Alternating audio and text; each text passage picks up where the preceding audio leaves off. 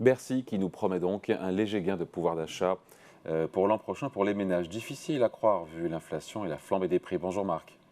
Bonjour David. Marc Vigneault, journaliste au Point. Comment est-ce que Bercy arrive à ce chiffre, cette progression de 0,9% du pouvoir d'achat? On parle de l'année prochaine pour 2023. Évidemment, c'est une moyenne. Le calcul, on l'imagine, c'est sérieux, mais quand on écoute la Banque de France, elle nous dit pouvoir d'achat stable l'an prochain et Rexecode nous parle d'une baisse d'1%. Alors qui croire? Alors je crois qu'il faut tout d'abord relativiser un peu ces chiffres, parce qu'on est dans un tel climat d'incertitude et d'incertitude sur la croissance, sur ce qui va se passer, sur les prix de l'énergie, que tous ces chiffres sont par construction extrêmement fragiles. Et d'ailleurs, Bercy n'a pas produit cette année des projections par tranche de revenus, un peu détaillées.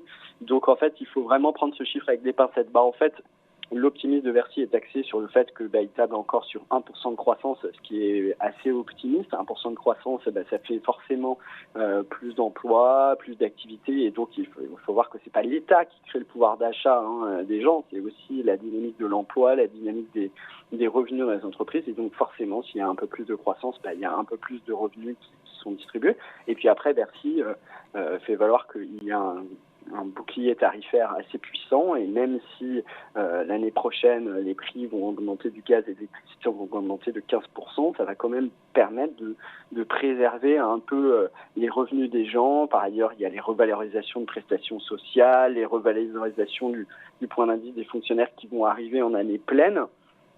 Et donc tout ça permet à Bercy de calculer que le pouvoir d'achat va légèrement progresser.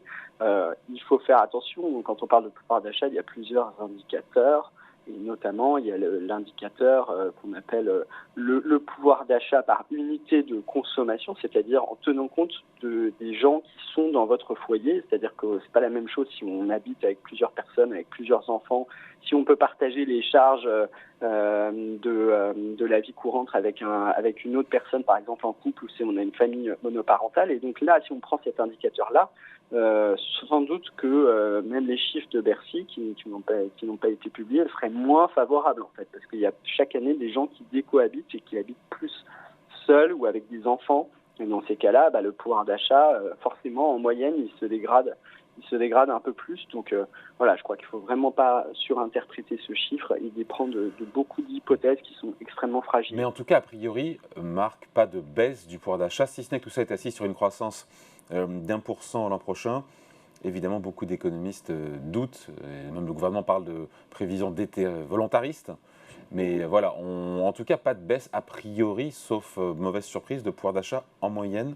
Oui, mais encore une fois, voilà, c'est en moyenne, en calculant le fait que, par exemple, Bercy compte la baisse de la dernière tranche de la taxe d'habitation, donc sur les 20% des Français les plus aisés. Alors, c'est pas des décès de revenus très très importants, mais pour calculer cette moyenne, Bercy met toutes les baisses d'impôts qu'il y a dans le budget, notamment la suppression de la redevance télé, la dernière tranche de la taxe d'habitation, mais qui ne va pas toucher tout le monde. Donc il ne faut pas que les gens se disent « Ah, Bercy m'annonce que mon pouvoir d'achat sera maintenu ».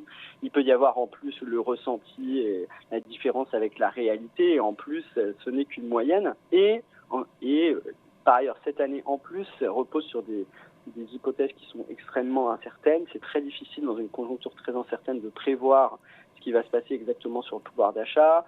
Le pouvoir d'achat, ça dépend de la dynamique de l'emploi. Pour ceux qui retrouvent un emploi, forcément, ça augmente leur pouvoir d'achat, mais les autres, eux, ils n'ont pas vu leur pouvoir d'achat, même si on leur dit que la moyenne, ça augmente. Donc, et puis, il y a l'effet des cohabitations et des gros regroupements par foyer dont j'ai parlé. Et donc ça joue beaucoup sur le ressenti du pouvoir d'achat. Et là, ces chiffres, on sait qu'en ce moment, les gens décohabitent plutôt et donc sont plus souvent seuls avec des enfants. Et donc là, ça dégrade leur pouvoir d'achat. Donc cet effet-là, il n'est pas du tout calculé par Bercy, qui d'habitude fait des prévisions beaucoup plus détaillées et qui mettent l'accent aussi sur cet indicateur. Donc on prend tout là, ça clairement, avec des pincettes. on en est resté à des indicateurs qui sont plutôt favorables pour pouvoir afficher un chiffre qui est plutôt favorable, mais même eux ne le mettent pas tant que ça en avant, tant la certitude est forte. Ce qu'il faut voir, en revanche, c'est que l'INSEE dit, en 2022, là maintenant on approche de la fin de l'année, le pouvoir d'achat des Français, est malgré resté stable, l'inflation, nous a dit Bercy, mais on peine à le croire là encore. Voilà. Mais là, l'INSEE, l'INSEE est dans les mêmes genres d'analyse. Le pouvoir d'achat, a priori, devrait rester stable cette année. C'est l'effet du bouclier sanitaire et il y a des chiffres qui montrent que le pouvoir d'achat des Français est parmi celui qui a été le mieux protégé depuis le début de la crise, à la fois en Europe, et il n'y a que les États-Unis qui font beaucoup mieux, mais les États-Unis ont fait une relance massive avec des chèques envoyés aux gens dont on a vu qu'elle avait déclenché le retour de l'inflation avec une hausse vertigineuse des biens consommés aux États-Unis qui a fait monter extrêmement fort les prix. En France, on est quand même dans le pays où effectivement l'État a été le plus là pour protéger le pouvoir d'achat. Donc ça veut dire que c'est les contribuables qui paieront un jour, soit par de la dette, ça sera les générations soit par plus d'impôts, soit par plus d'impôts, soit par peut-être plus de rigueur sur les dépenses dans les années à venir. Donc il n'y a pas de solution miracle, mais c'est vrai que la France a extrêmement bien protégé le pouvoir d'achat au-delà des variations à 6 mois. On se focalise sur les variations moyennes à 6 mois, à 1 an. Ces chiffres en fait sont quand même des indicateurs extrêmement fragiles, mais quand on regarde le passé, ce qui est sûr, c'est que les Français ont vu leur pouvoir d'achat extrêmement bien protégé. Avec encore un une fois, bouclier, tout ça c'est des moyennes, ça ne veut pas dire qu'il n'y a pas ponctuellement des familles dans certaines tranches de revenus qui n'ont pas subi des pertes, mais en tout cas, il est incontestable que la France fait partie des pays qui a le mieux protégé le pouvoir d'achat des ménages. Avec un impact du bouclier tarifaire sur l'inflation, là encore Bercy donne des chiffres, ça retire 3,5 points d'inflation en 2023, ce bouclier. Alors certes, c'est 45 milliards et 16 en net que ça coûte aux finances de l'État, mais l'impact sur l'inflation, et donc c'est de la dette ou des plus d'impôts à venir, en tout cas pour l'instant c'est de la dette, mais ça a un réel impact sur l'inflation, et l'INSEE nous l'a rappelé encore une fois que les chiffres du mois de septembre qui étaient sous les 6%, 5 et quelques, j'ai plus ça en tête, là où en zone euro on est à 10.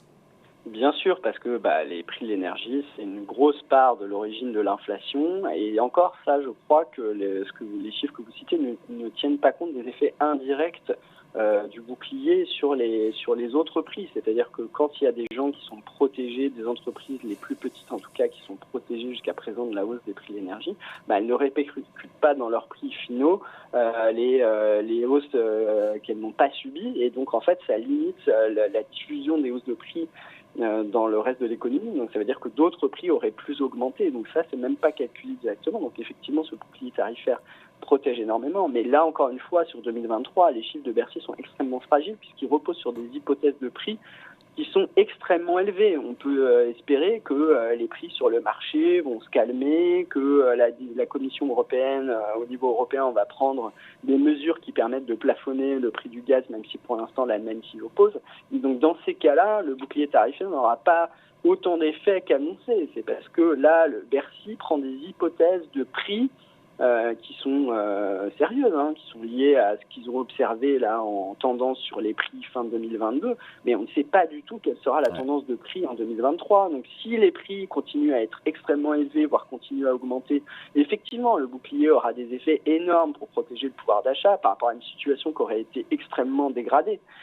Mais si ces prix augmentent moins, forcément l'effet du bouclier sera réduit. Et donc en fait tout ça, ce sont des prévisions qui sont fondées sur des hypothèses, et encore une fois, ces hypothèses... On prend tout ça avec des pincettes, on a compris.